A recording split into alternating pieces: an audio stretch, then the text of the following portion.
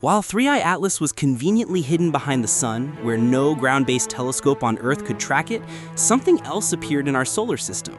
A new object. No tail, moving fast. And it showed up in exactly the narrow window when 3i Atlas went dark. The timing is remarkable, the trajectory is unusual, and the man who's been warning us about 3i Atlas for months, Harvard astrophysicist Avi Loeb, immediately started investigating whether these two objects are connected. Right now, as of mid-November 2025, while you're watching this, that new object is making its closest approach to Earth, and we need to talk about what the official story isn't telling you.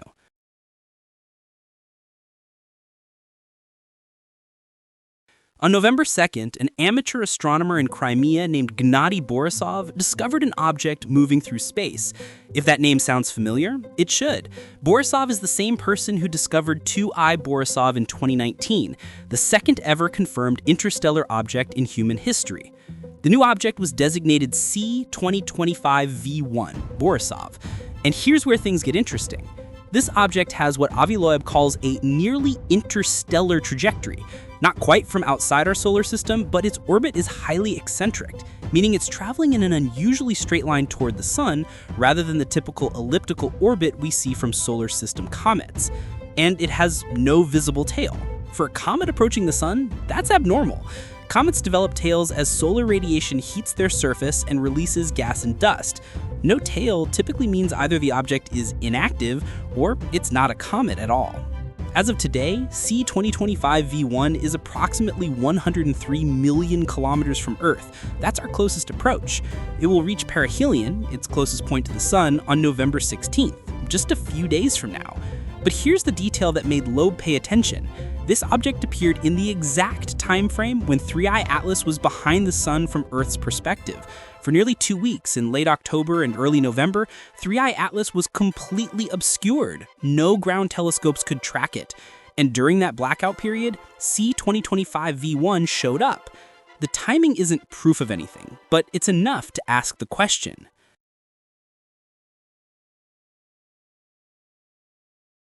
Shortly after C2025V1 was discovered, speculation began circulating online that this could be a probe deployed by 3i Atlas.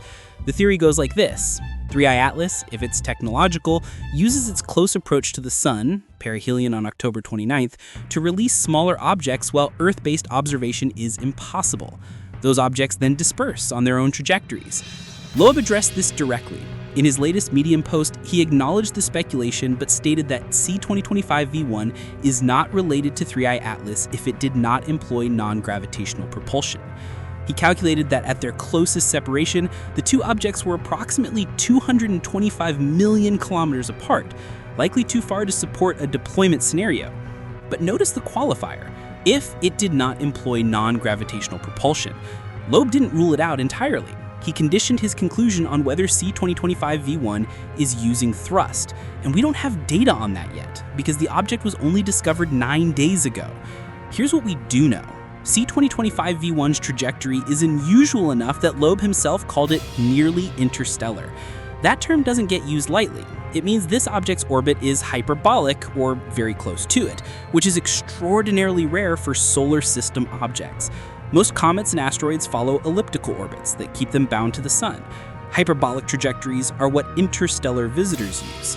So if C2025V1 isn't truly interstellar, why does it move like it is? One possibility, gravitational interactions with a planet in the distant past altered its orbit into this unusual shape. That's the natural explanation. But the other possibility is propulsion. A small course correction, too subtle for us to detect yet, could produce this kind of trajectory.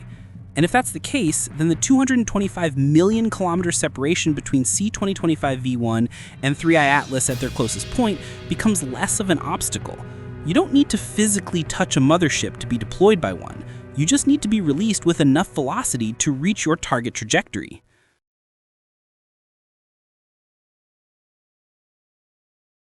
Let's zoom out for a second, because this isn't happening in isolation. 3i Atlas has exhibited non-gravitational acceleration. That's documented. NASA's Jet Propulsion Laboratory lists non-gravitational parameters in the small body database for 3i Atlas, meaning its trajectory deviates from what gravity alone would predict. Those accelerations are typically explained as outgassing. Jets of gas escaping the comet's surface act like tiny rocket thrusters. But Loeb has pointed out that 3I Atlas shows far less volatile outgassing than you'd expect for the magnitude of acceleration observed. In his most recent article published today, he calculated that the observed jet structures would require 50 billion tons of mass loss per month, nearly the entire minimum mass of the object. That math doesn't work for a natural comet, but it does work if the acceleration comes from engineered propulsion, chemical or ion thrusters, which are 10 to 100 times more efficient than sublimating ice. Now we have a second object, also exhibiting unusual trajectory characteristics, also discovered by the person who found the last confirmed interstellar visitor, on a trajectory unusual enough to warrant Avi Loeb's attention. I'm not saying these are connected, but I am saying the data allows for it. And more importantly, we don't have enough observational coverage to rule it out, which brings me to the real problem.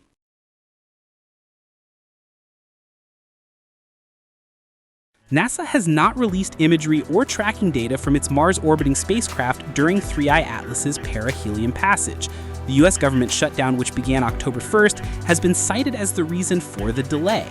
But here's the issue. The European space agencies, ExoMars and Mars Express orbiters, successfully observed 3I Atlas on October 3rd, when it passed within 30 million kilometers of Mars. Those images were released. NASA's Mars Reconnaissance Orbiter has far superior resolution. Where are those images? On October 31st, Congresswoman Anna Paulina Luna sent a formal letter to NASA's acting administrator demanding the release of 3I Atlas data. She wrote that this information is of great importance to advancing our understanding of interstellar visitors. NASA responded by scheduling a briefing with Luna's team for November 6th and indicated they would release findings once the government reopens. But as of today, November 11th, the government has reopened, and we still don't have the data. Meanwhile, celebrity Kim Kardashian tweeted asking NASA for information about 3I Atlas.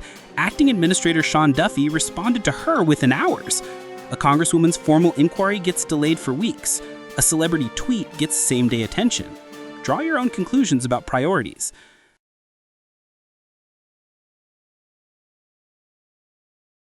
C-2025 V1 reaches perihelion on November 16th. That's 5 days from now. If this object is going to do anything unusual, brighten unexpectedly, exhibit non-gravitational acceleration, fragment in a way that reveals internal structure, it will happen then. Amateur astronomers are already tracking it. The object is currently around magnitude 13.8, too faint for naked eye observation, but visible to backyard telescopes with 8-inch or larger apertures. If you have a telescope, point it at the pre-dawn eastern horizon over the next week, because if C-2025 V1 does anything unusual, you might be one of the first to see it. And if it doesn't, then we have a naturally occurring, nearly interstellar comet with no tail that happened to appear during the brief window when 3I Atlas was unobservable, discovered by the same astronomer who found the last interstellar visitor, on a trajectory unusual enough to warrant Avi Loeb's attention. Either way, the data doesn't lie. It just isn't being shared the way it should be. 3I Atlas reaches its closest approach to Earth on December 19th, exactly 38 days from today. We'll see what else appears between now and then.